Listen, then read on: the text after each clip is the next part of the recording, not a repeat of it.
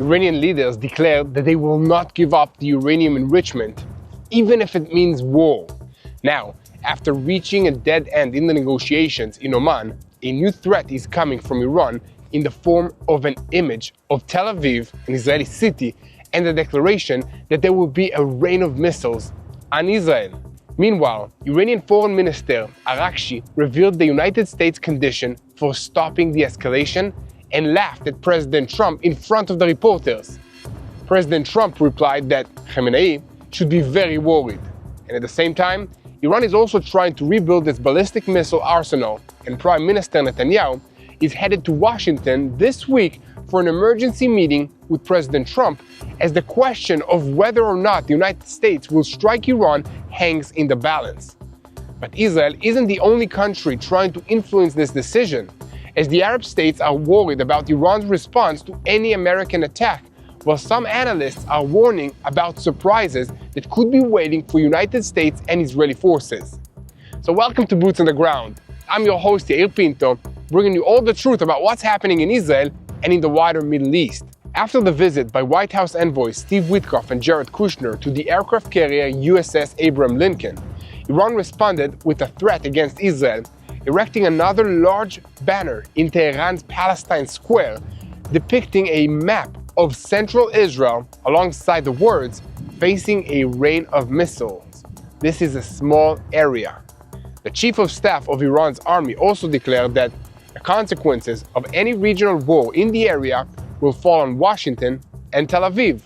Foreign Minister Arakshi also declared that Iran will not give up its nuclear program, even at the price of war, saying that our atomic bomb is the ability to say no to the great powers. He also laughed as he was telling the journalist what President Trump is demanding Iran to do in order to avoid a military strike.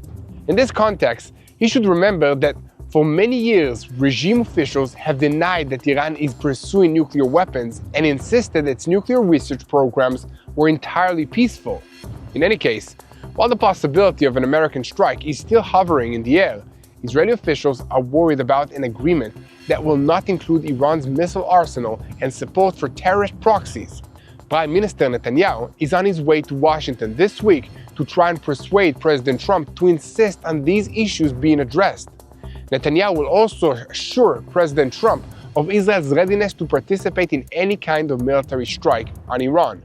And meanwhile, the IDF is carrying out a targeted elimination inside the Gaza Strip and monitoring Hamas, trying to manage the rehabilitation of the terrorist organization and waiting for an American move to disarm it. The terrorist organization Hamas, as usual, lies blatantly and tries to promote a false claim until the next explosion.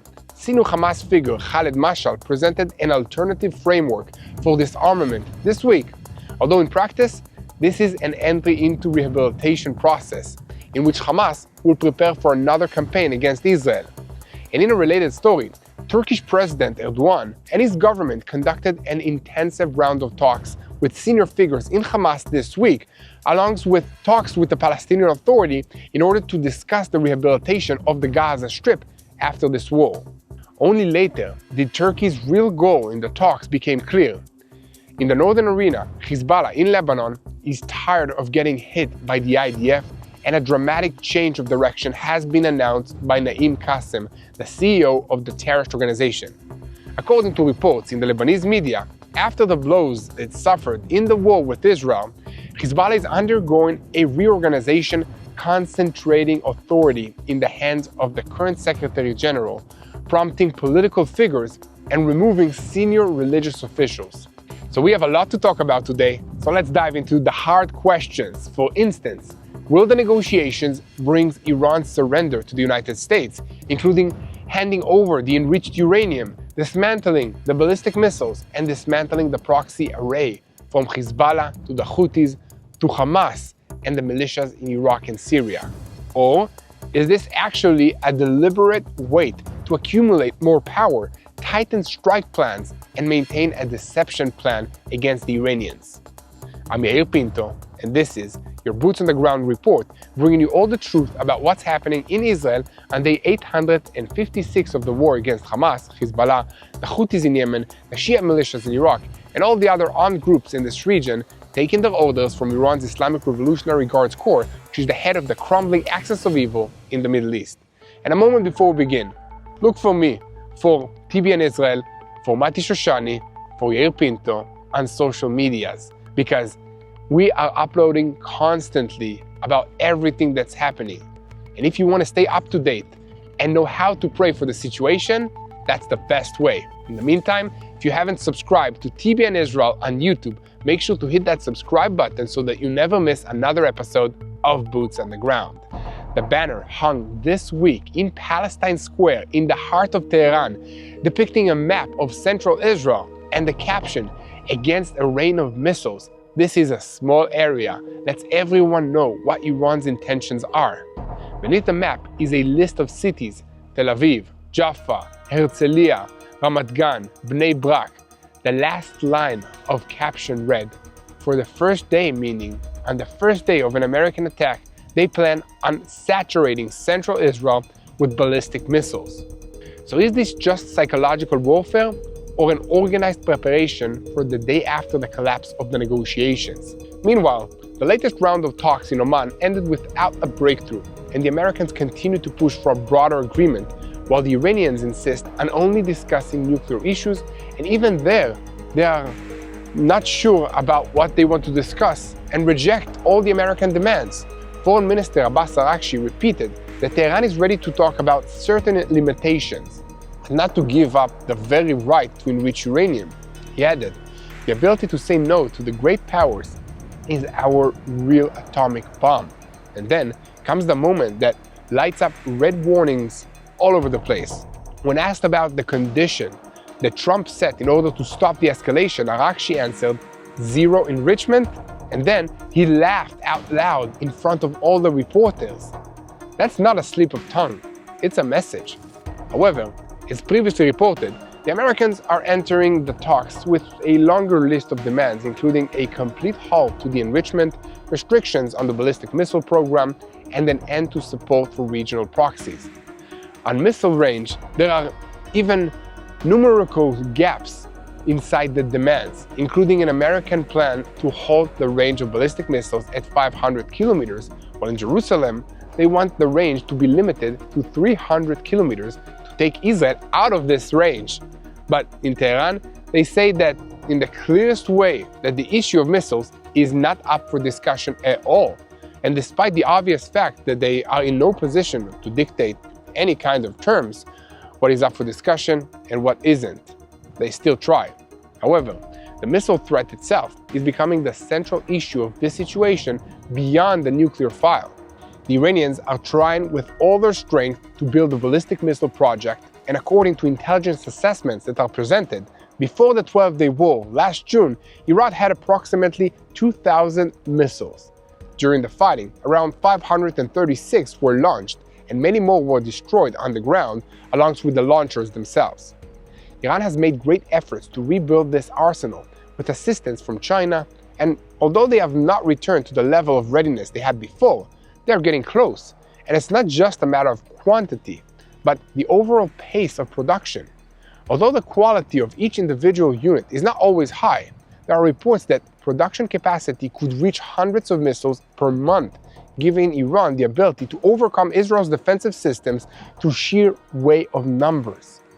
When analysts talk about the threat, they also talk about warheads that have the potential to be up to about half a ton of explosive per missile.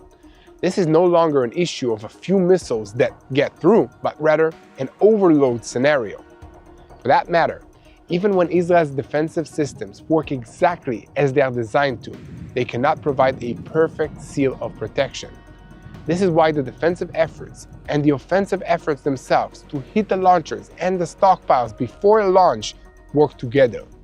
But even then, there is no guarantee of a hermetic seal. Therefore, from Israel's perspective, without dealing with the missiles, the next confrontation is only a question of time. And speaking of time, in parallel to the talks between the United States and Iran, the United States continues to use the time to build force in this region while the Ayatollah regime is printing banners and making speeches. So following the talks in Oman, the White House Special Envoy Steve Witkoff and Jared Kushner took a trip to visit the sailors and the Marines on the USS Abraham Lincoln, the aircraft carrier.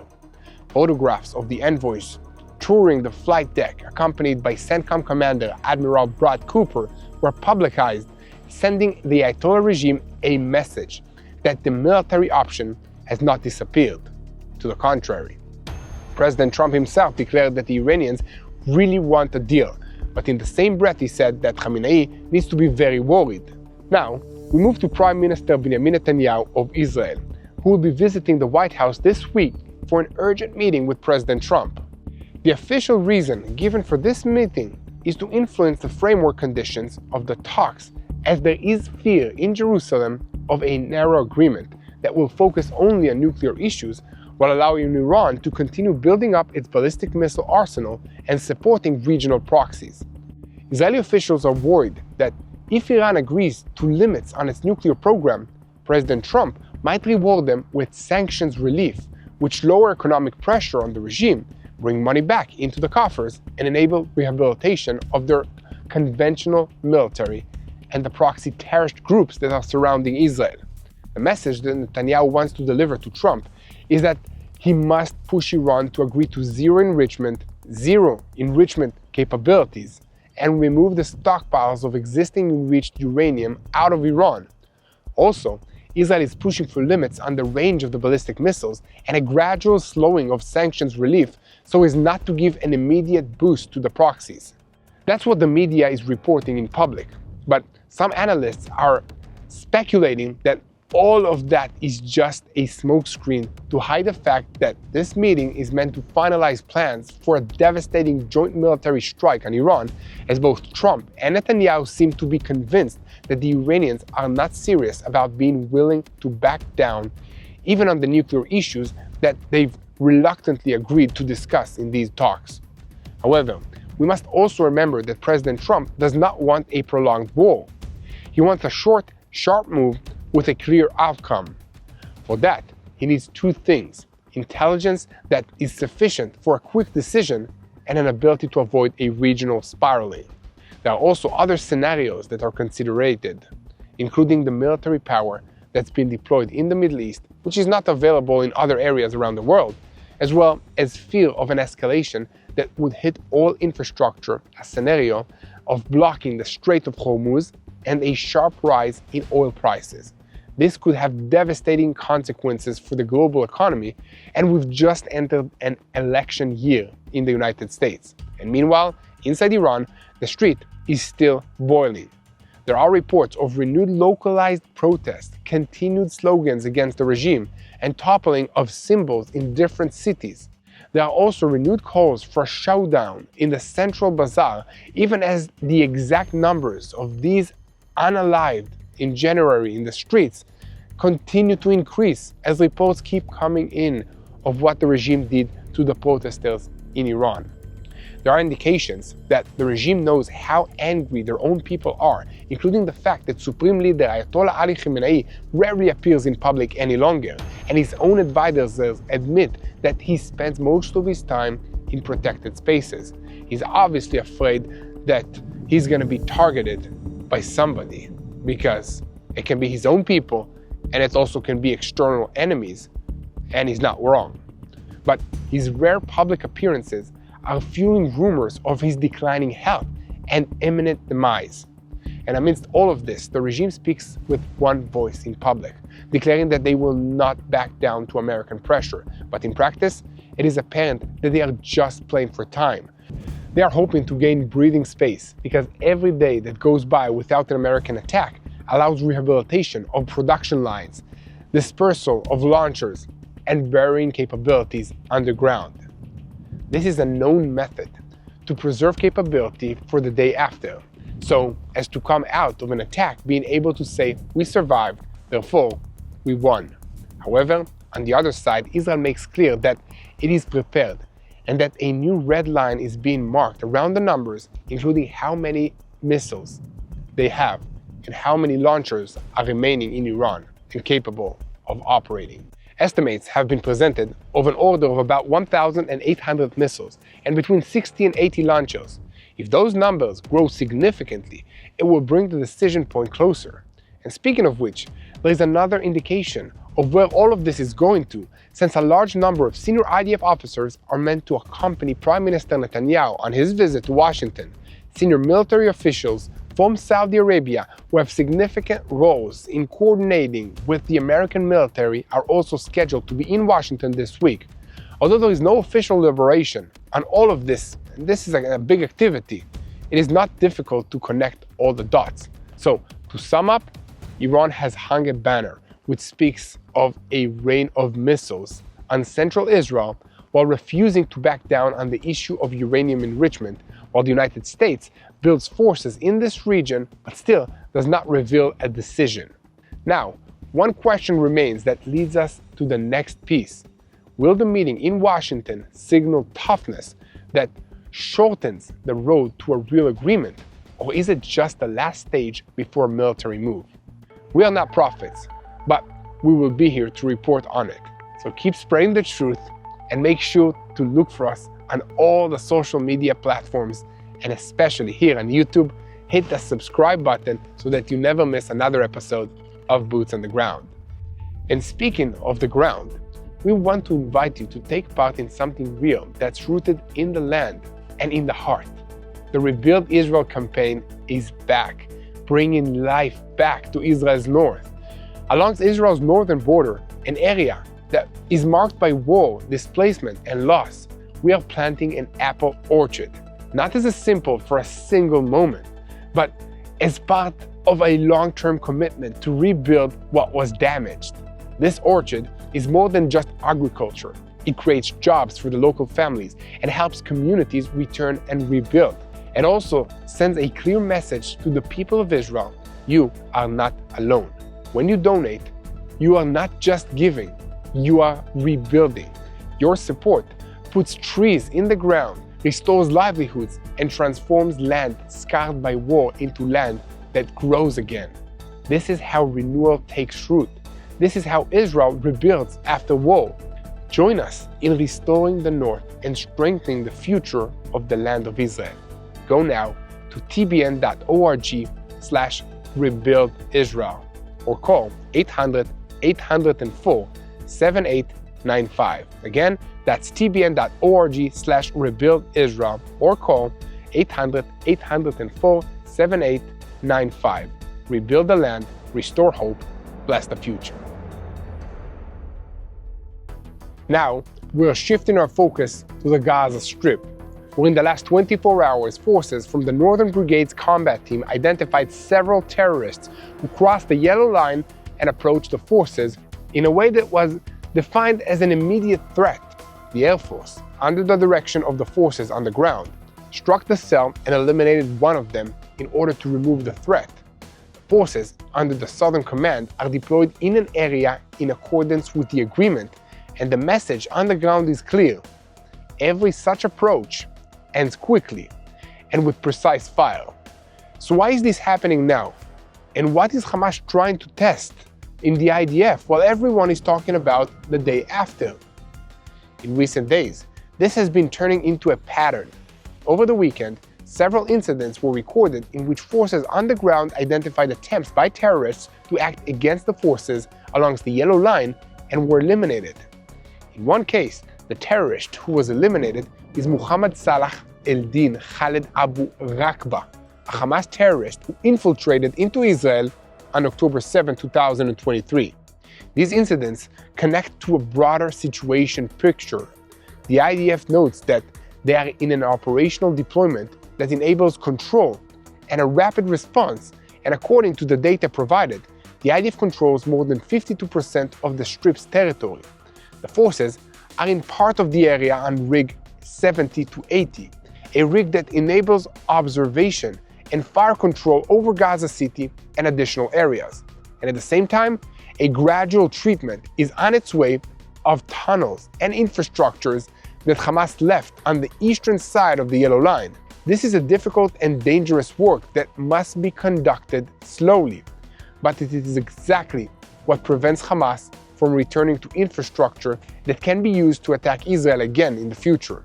However, IDF intelligence confirms that Hamas continues trying to rebuild, but they're having trouble accessing fresh supplies of weapons and ammunition. It is trying to acquire new supplies in various ways, including smuggling via drones from Egypt to the Negev, and from there to Gaza. They are also taking advantage of desperate Palestinian children and teenagers who they pay to collect unexploded ordnance from the war so that the explosives can be retrieved and used to make improvised explosive devices. This is very dangerous, often resulting in harm to the children that are involved, but Hamas has proven over and over again that they don't care about that. But alongside rearmament, there is another engine that keeps Hamas afloat: money. Sources in the IDF admit that today, following the ceasefire agreement and the scope of the aid, Israel in practice enables a flow of resources that also reaches Hamas. According to those sources, every day 600 trucks enter, when in practice, consumption in Gaza is estimated to stand at around 200 truckloads of supplies every single day. Hamas collects 15% tax on every truckload, and the value of the goods in each truck is estimated at about $500,000 shekels.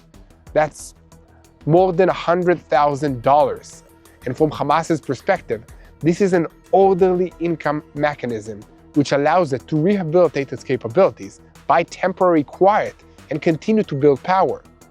At the same time, the IDF understands that the full conquest of Gaza City could bring Israel into a reality it seeks to avoid: direct control over about 2.5 million Gazans, daily friction with terrorist elements, and risking soldiers' lives over time.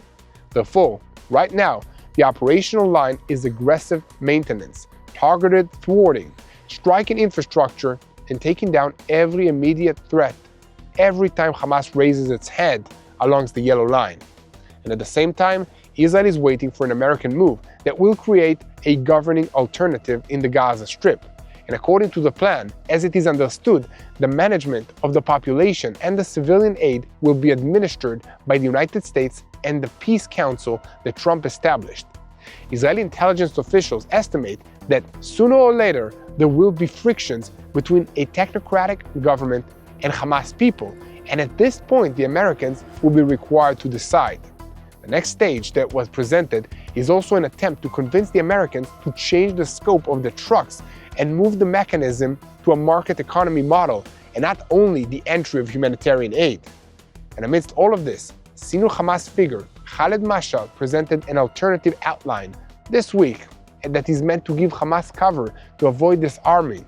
It involves storing the weapons inside alongside temporary hudna, meaning a ceasefire, the deployment of international forces, and also promises for mediators.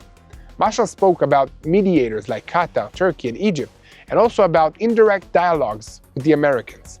The message he is trying to cement is that Hamas will not disappear, but rather it will enter a long period of rehabilitation and hold on to its weapons until the next time.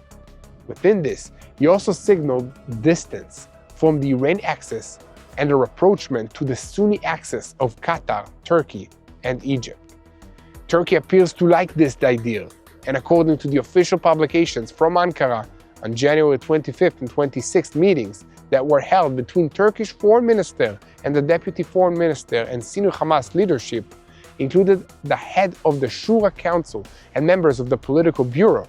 After that, on February 6th, the Turkish consulate in Jerusalem published reports about a series of intensive meetings with senior Palestinian Authority figures regarding intra-Palestinian reconciliation and Gaza reconstruction.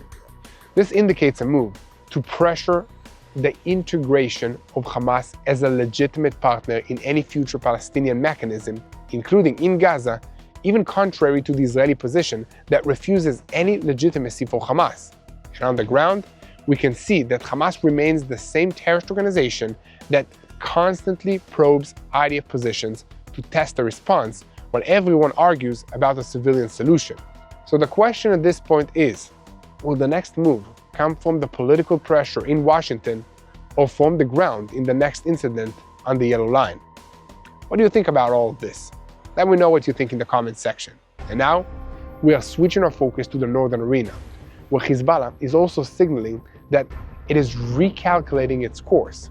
And according to reports in the Lebanese media, after the blows that it took in this war against Israel, Secretary General Naim Qassem has ordered a dramatic change to the direction. Before we get into all of that, I want to invite you again. If you want to receive daily updates from Israel, make sure to subscribe and search for us on social media. TBN Israel, Yair Pinto, and Mati Shoshani. And in the last 24 hours, an IDF force raided across the border in southern Lebanon and carried out the arrest of a senior figure in the El-Jama El-Ismailiya organization, which is identified with the Muslim Brotherhood and operating in cooperation with Hamas's branch in Lebanon. The arrest was carried out in the Mount Dov area, and the detainee was transferred for interrogation on the Israeli territory. In the build-up where he was arrested, weapons were also found. Bassem Mahmoud, a senior official in the El-Jama El-Ismailiya organization, claimed that this is a move that highlights a violation of Lebanon's sovereignty, and at the same time the organization demanded that the state of Lebanon act with mediators of the ceasefire, both to stop violations and also to advance the release of the detainees. So, is this just another pinpoint action to thwart a terrorist infrastructure, or is it part of a broader pressure, precisely when the system in Lebanon and Hezbollah are trying to get in line with a new reality? So, let us know what you think in the comment section. I'm curious. And behind the scene, there are those who connect the timing to the visit of Lebanon's Prime Minister Nawaf Salam to the south of the country. And in recent days, he toured also in the village of Kila, a known Hezbollah stronghold, and this time he was received there with sympathy, after in the past he was considered an unwanted figure. The explanation emerging from the ground is that the heavy destruction in southern Lebanon and the need for reconstruction and funds make even Hezbollah supporters ready to accept help wherever they can get it. And on that note, the internationally recognized government of Lebanon and Hezbollah are projecting unity ahead of an international donors conference in France later this month, meant to raise support to rehabilitate the war damages, but on the ground, they are also preparing for another scenario. Within Hezbollah itself, in parallel to the external pressure, a deep structural change is taking place. Secretary General Naim Qassem is concentrating power and subordinating the institutions to the general sectarian, while he emphasizes that shifting from religious figures to political figures, with branding of a party more than a militia amongst the moves, prompting Muhammad Rad to the role of Deputy Secretary General, and expectations for replacements within the loyalty of the resistance. This is inside the parliament in Lebanon. And meanwhile, Muhammad Fanaish received responsibility for the Executive Council and for the reorganization of the administrative bodies, and in the field of propaganda, the management was moved to centralized under Ibrahim el-Moussawi in order to unify messages and control public appearances. The most sensitive move is in the liaison and the coordination unit, where Wafik Safa ended his role in what was described as a resignation with the character of firing, after years of which he was considered a dominant power figure. The message is clear: Hezbollah is trying to lower its profile, reduce international friction, and adapt itself to the growing pressure for disarmament. And now, the two sides are connecting.